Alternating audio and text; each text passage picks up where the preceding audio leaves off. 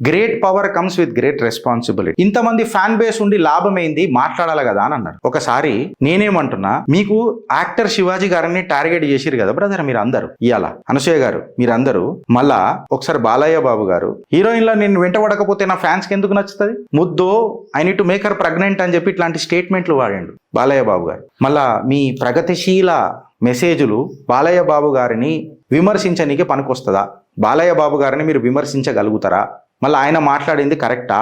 నేను అందుకనే సినిమా ఇండస్ట్రీలో నేను టచ్ అయ్యా అంట ఫ్రెండ్స్. వాళ్ళు ఏదో టీఆర్పీల కోసము వాళ్ళ మనుగడ కోసం వాళ్ళు మాట్లాడుకుంటారు. బట్ దట్ డజంట్ మీన్ నేను దాన్ని మాట్లాడి వక్రీకరించాలన్నది నా ఉద్దేశం కాదు, నా చిత్రగుప్త ఉద్దేశము కాదు. యాక్టర్ శివాజీ గారు మాట్లాడింది మాత్రం చాలా హుందాగా మాట్లాడిండ్రు. మళ్ళా ఆ భాష ఏ రకంగా వీళ్ళకి ఇబ్బందికరంగా అనిపిస్తూ నాకు అనవడలే. కానీ మళ్ళా బాలయ్య బాబు గారు కూడా అన్నారు కదా, great power comes with great responsibility Anasuya Bharadwaj. Do you dare to challenge Balayya? Do you chair? I challenge you right నా. ఒక మనిషిని, వీక్ మనిషిని పట్టుకొని ఆయనని వీక్ చేయడం అనేది మీకు అలవాటు అయిపోయింది, ఆనవాయితీ అయిపోయింది మీ ఇండస్ట్రీలో. వి సపోర్ట్ శివాజీ, డంకే పే చోట్ వి సపోర్ట్ శివాజీ. మీ కమెంట్లు చూడుండ్రి ఏమున్నదో.